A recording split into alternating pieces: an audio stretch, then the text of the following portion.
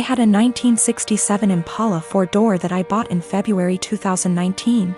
A couple months ago I bought my first house that had a 2.5 car garage. I moved the car in and started tearing it down for a complete restoration. I had the body in one bay and the chassis in another, plus the whole garage filled with parts. About 2 months ago my girlfriend came to live with me during this whole crisis and the whole time has hated that car. She wants to park in the garage, but I have 2 acres of land with a lot of nice places to park under shady trees, or hell, even in the barn if it has to be inside. I tell her tough luck, it's my house and it's not like I can just throw it back together real quick. Anyways, I was out of town for a couple days on a business trip for the small local company I work for. When I got back, my girlfriend was all smiles. Making me food all the time, doing all the chores, all that. I thought maybe she just was happy to have me home, but then I realized that I didn't see her car in its usual spot. I asked her where she parked so I could make sure I mow that area and keep it clean, and she said not to worry because she parked in the garage. I asked how and she told me to go check it out. Turns out that while I was gone she hired some people to come over and move everything related to that car, including the drivetrain, body, and chassis and all parts, and take it to the local dump / scrapyard. I was absolutely dumbfounded. I had spent over $11,000 on that car, including new parts, services, and the car itself. I told her that I was going to be taking her to court for that and she brushed me off like I was being dramatic. I told her that it's done between us and to pack her things and leave. I admit I was really angry, but I did end up getting a lawyer. And as I have all the receipts for all that money spent and I have her on my house's security cam footage letting the guys in and watching them take it all, I think I can win. Her family and friends are absolutely blowing me up, saying it's just a stupid old piece of junk, and that she cannot pay back all that money I spent, and that I should just let it go. But I have been putting all my time, effort, and money into that car for 1.5 years now, and god damn it if I am not going to get justice for what she did. I got a call from her mom about 20 minutes ago and she told me that I was ruining her daughter's life over a stupid car. I told her she ruined her own life. I've been gathering documentation and stuff and I'm about to head down to the police station and file a report, as suggested by lots here. Went to the police station last night, was told to come back in the morning. Just got back and filed an official report against her for grand larceny and grand theft auto. I showed them all the receipts I had for the car and the footage of her letting the guys come and take it, as well as the title for the vehicle in my name.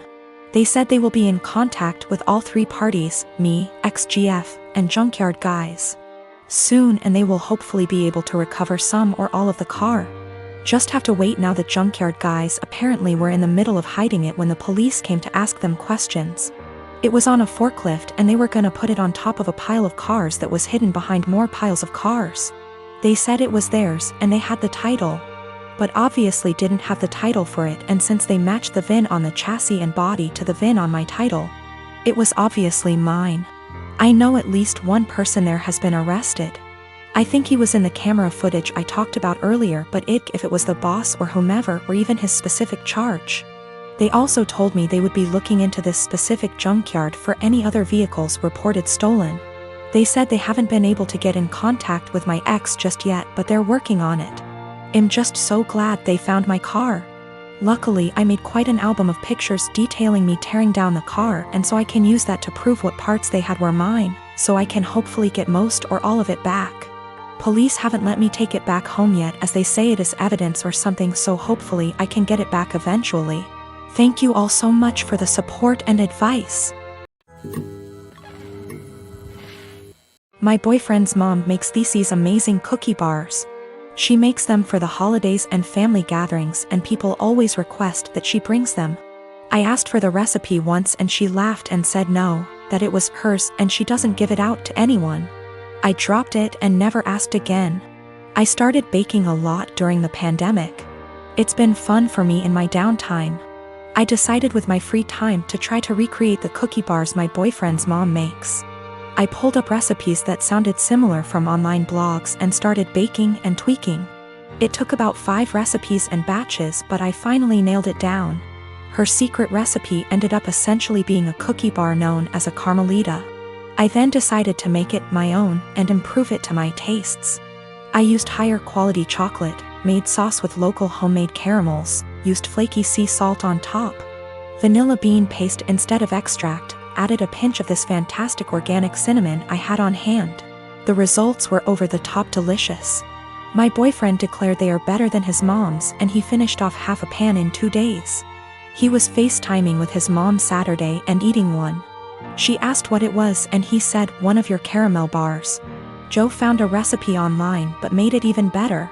She lost it. She started yelling about how awful I was for making her cookies and how I had no right. He told her that she was overreacting and quickly ended the call.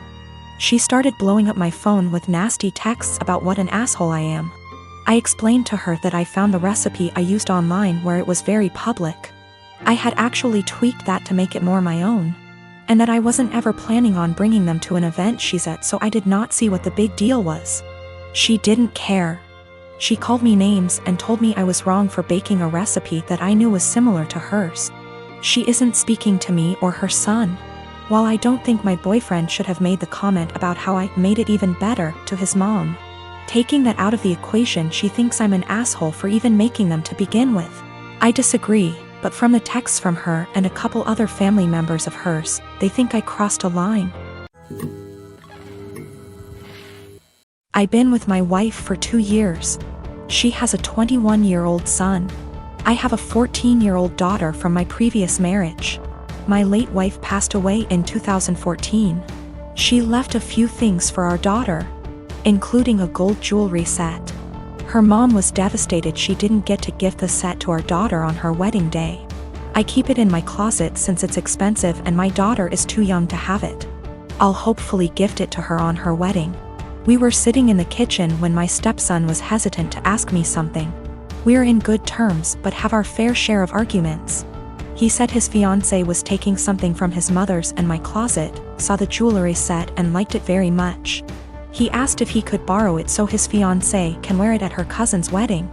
I found this unacceptable. I told him his fiancée had no business being in the bedroom and that the jewelry isn't mine. It's for my daughter. He asked me if my daughter will agree to let him borrow it if he talked to her. I told him not to even talk about it again. He got all pissed and said things I do not remember. When he and his fiancée were at the wedding, I discovered that the jewelry set was gone. I told my wife and we looked all over the house. I called my stepson to tell him about calling the police because I really thought someone stole the set. He said there was no need, that he borrowed it and will return it after they get back from the wedding. I yelled at him and told him to come back with it right then. I kept calling him till 12 a.m. when he told me to stop calling and that he'd bring it in the morning. I couldn't sleep that night. I felt terrible. In the morning he showed up at 10 a.m. He didn't bring it and started stalling, saying he forgot he'd bring it the next day. At this point it was clear he gifted it to his fiancée and was stalling. I got so mad I told him I will be pressing charges if he doesn't return the set today. We got into an argument. My wife said his fiancée was the one who wanted the jewelry set. But he was the one who took it and it's not even mine, it's my daughter's, which made it worse. Because I'm responsible for whatever happens to it.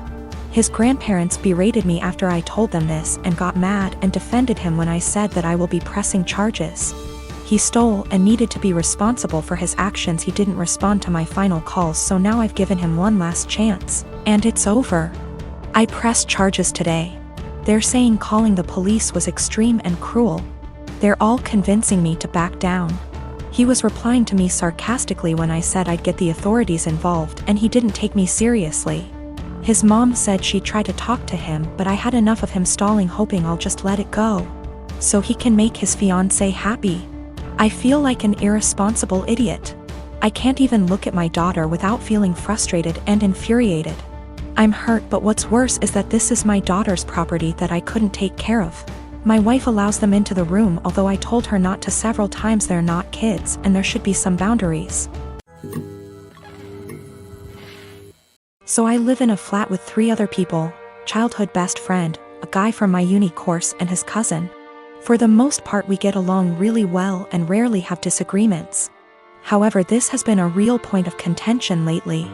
About 6 months ago I began a relationship with a guy I've known for a couple of years. I know it's still a fairly new relationship, but I really like him. He makes me really happy and we're pretty serious about each other.